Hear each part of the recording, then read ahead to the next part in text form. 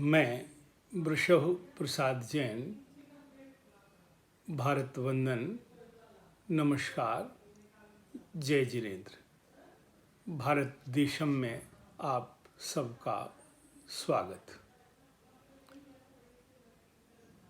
मंत्र विज्ञान पर इधर हो रही चर्चा में पिछले दिनों अनेक जिज्ञासाएं आईं। उनमें से दो जुड़ी हुई जिज्ञासाओं पर आज चर्चा करूंगा।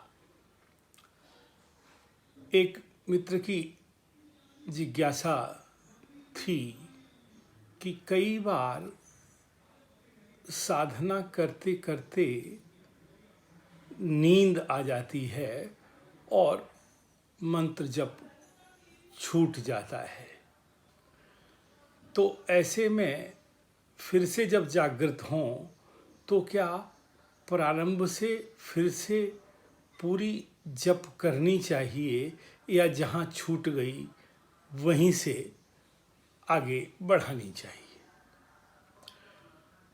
दूसरा प्रश्न कि कई बार घर में कोई संबंधी बीमार होता है और मंत्र साधना के लिए हम ध्यान करना चाहते हैं, बैठना चाहते हैं, बैठते भी हैं, पर ध्यान लगता नहीं।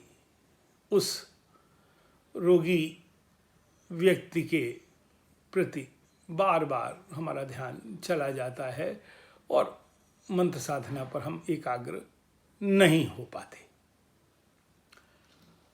इन दोनों प्रश्नों को आप के साथ आज मैं साझा कर रहा हूँ। हमारी संपूर्ण भारतीय परंपरा में चतुर्विध मंत्र साधना की परंपरा रही है।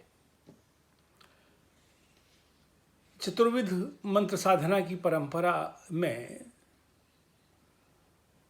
पहली सीढ़ी है वैखरी मंत्र साधना,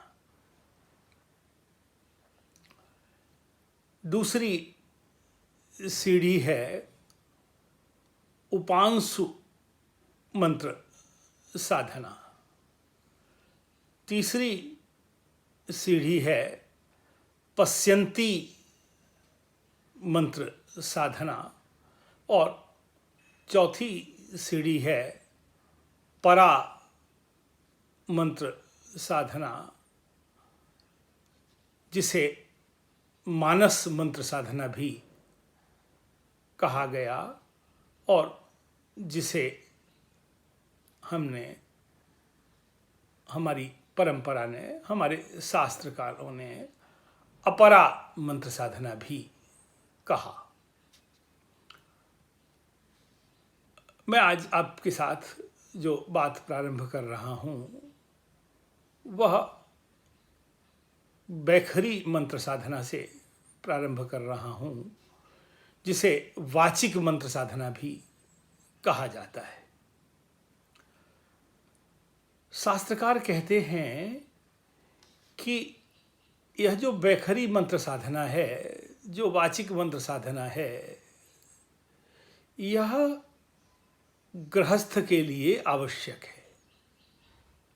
अर्थात गृहस्थ वाचिक मंत्र साधना से ही अपनी मंत्र की साधना का प्रारंभ करता है और धीरे धीरे जैसे जैसे उसकी साधना बढ़ती जाती है वैसे वैसे वो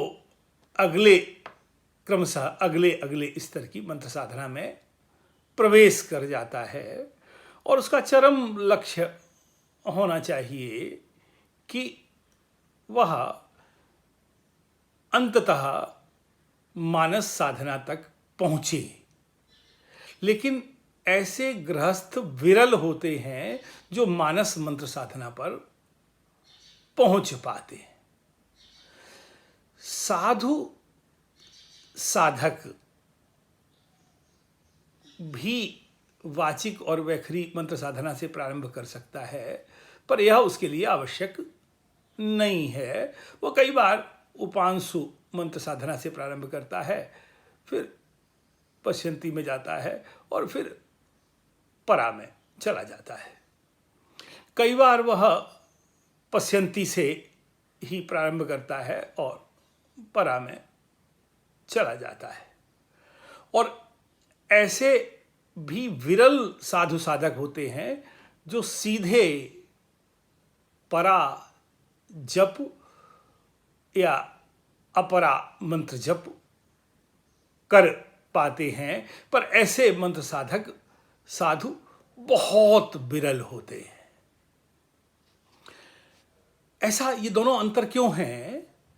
ये दोनों अंतर इसलिए हैं कि गृहस्थ का जीवन केवल मंत्र की साधना के लिए नहीं होता, क्योंकि गृहस्थ पर जो साधु है वह भी गृहस्थ पर आधारित है, और जो गृहस्थ जिस अवस्था का है उस अवस्था से जो कम संसाधन वाले व्यक्ति हैं पर गृहस्थ हैं, वे भी उस पर आधारित होते हैं।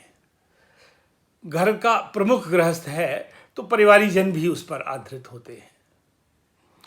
तो गृहस्थ की साधना थोड़ी कठिन साधना मंत्र साधना को लेकर होती है, क्योंकि उसके सामने तमाम सारी चुनौतियां, तमाम सारी समस्याएं उसे जीवन में झेलनी होती हैं, या उन समस्याओं का सामना उसे करना पड़ता है।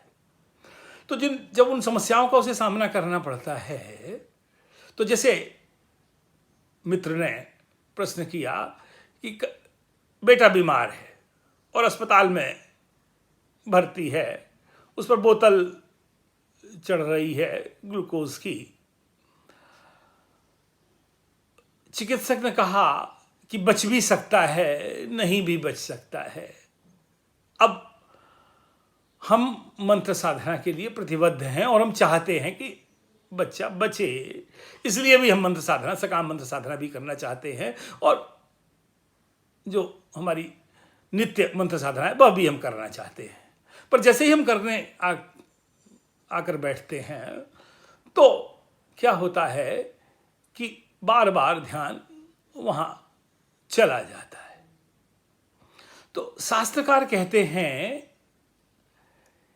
कि अगर आप वैखरी मंत्र साधना में हैं और वाचिक मंत्र साधना से आपने मंत्र साधना प्रारंभ की है, तो फिर धीरे धीरे आपका ध्यान बच्चे से हटेगा और मंत्र पर आने लगेगा। अब ये मंत्र साधना हम करते कैसे हैं? ये करते ऐसे हैं कि जितनी श्वास में आपकी शक्ति है उतनी पूरी शक्ति के साथ आप जिस मंत्र की भी आराधना कर रहे हैं, जो आपका इष्ट मंत्र है, उस मंत्र को उच्च स्वर में आप उसका उच्चारण करिए, आंखें बंद रखिए और शरीर के किसी भी एक अंग पर आप ध्यान को केंद्रित करिए। मस्तिष्क पर कर सकते हैं, आप सिर के केंद्र में कर सकते हैं, और अपने स्वर पर आंख बंद करके मस्तिष्क और सिर पर एकाग्र करते हुए अधिक बल आपको अपने स्वर पर देना है। आप स्वर के उच्चारण पर जैसे जैसे ध्यान केंद्रित करते जाएंगे, आप राग बस, नेह बस, मोह बस, जो आप बच्चे के साथ संपृक्त थे, आप धीरे धीरे हटते जाएंगे और मंत्र की तरफ आपका ध्यान आता जाएगा। और जैसे जैसे आपका ध्यान मंत्र की तरफ आता जाएगा, अगर आपने सकाम साधना की है तो निश्चित रूप से आपका बालक, भले वो अस्पताल में भर्ती है और 75% स्थितियों में वह अब अस्पताल में भर्ती रहते हुए भी उसका रोग ठीक होता दिखेगा। इधर मंत्र साधना हो रही होती है और उधर बालक ठीक सा होता दिखता है। वो औषधियों का सेवन भी कर रहा है, पर मंत्र साधना उन्हीं औषधियों को और अधिक प्रभावी बना रही है। ऐसे एक नहीं, हजारों प्रयोग भारत में और भारत के बाहर लोगों ने किए हैं, मित्रों ने, और उन्होंने अपने अनुभव मुझे बताए हैं। मैंने स्वयं भी यह अनुभव करके देखा है कि असाध्य अवस्था में भी जब किसी के लिए मैं मंत्र साधना के लिए बैठा तो उसमें बहुत सकारात्मक परिणाम मिले। दूसरा जो पहला प्रश्न था उसका उत्तर यह कि जब आप स्वर पर साधना कर रहे हैं, अपने उच्चारण पर साधना कर रहे हैं, और तो ऐसा हो ही नहीं सकता कि आपको निद्रा आए। नींद आपको आएगी नहीं, और आपकी माल जो आप जब माल है वो आपके हाथ से छूटेगी नहीं। वो कब छूटती है? जब आपका ध्यान एकाग्र नहीं होता, आप प्रमाद के, आप आलस्य के शिकंजे में चले जाते हैं। तो व्यावहारिक रूप में ऐसी जो बैखरी और जो वाचिक मंत्र साधना है उसके बारे में कहा जाता है कि आप इस रूप में कर रहे हों कि जिस जगह आप कर रहे हैं उसकी दीवारें भी आपके स्वर को सुन पाएं। घर में आपके पास अगर ऐसा स्थान नहीं है तो आप कहीं किसी उद्यान में जा सकते हैं, किसी आप धर्म स्थल पर जा सकते हैं, किसी आप मंदिर में आप जा सकते हैं, किसी आप तीर्थ पर जा सकते हैं। तो जहां आप उच्च स्वर में साधना कर सकते हैं, ऐसे स्थान को चुनकर आपको उच्च स्वर में साधना करनी चाहिए। अब इन्हीं दोनों प्रश्नों में एक तीसरा प्रश्न और जुड़ा हुआ है। वो तीसरा प्रश्न ये है कि अगर जप करते करते बीच में छूट जाए तो क्या फिर से जप प्रारंभ करनी चाहिए?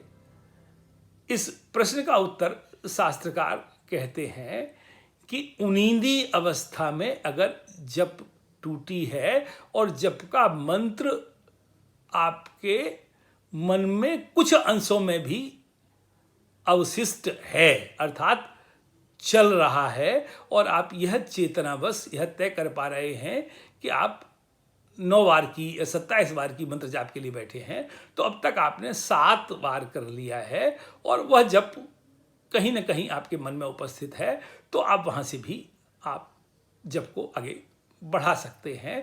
पर जप माल अगर आपके हाथ में है और वह पूरी तरह से हाथ से आपके छूट गई है और आपको पता नहीं कि आपने कितने संख्या में आपने जप आप कर चुके हैं, तो वैसी स्थिति में पहली बार आपको प्रायश्चित रूप 9 बार उसी मंत्र की या किसी दूसरे इष्ट मंत्र की जाप करनी चाहिए, ताकि दोबारा आपके ऊपर प्रमाद आलस्य हावी न हो जाए और फिर पूरी जप दोबारा करना चाहिए। तो पहले 9 बार की जप आपकी प्रायश्चित रूप होती है, और ऐसी प्रायश्चित रूप जप करने से धीरे धीरे जो नींद का स्वभाव है, जो आलस्य का स्वभाव है, वो छूटता जाता है। ऐसी हमारी शास्त्र परंपरा है। मैंने वैखरी मंत्र साधना को लेकर और वाचिक मंत्र साधना को लेकर आपसे कुछ बातें साझा की। मैं समझता हूँ कि मैं बात स्पष्ट करने की मैंने पूरी कोशिश की है। फिर भी अगर आपके मन में कोई जिज्ञासा उठती है तो आप अपनी जिज्ञासा रखें।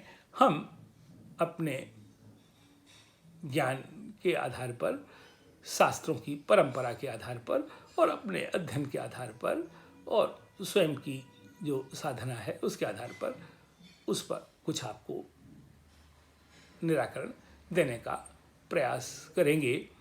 आपको ये जो पूरी प्रस्तुति है वह अगर आपको अच्छी लगी हो तो आप उसे पसंद करें, मित्रों से साझा करें।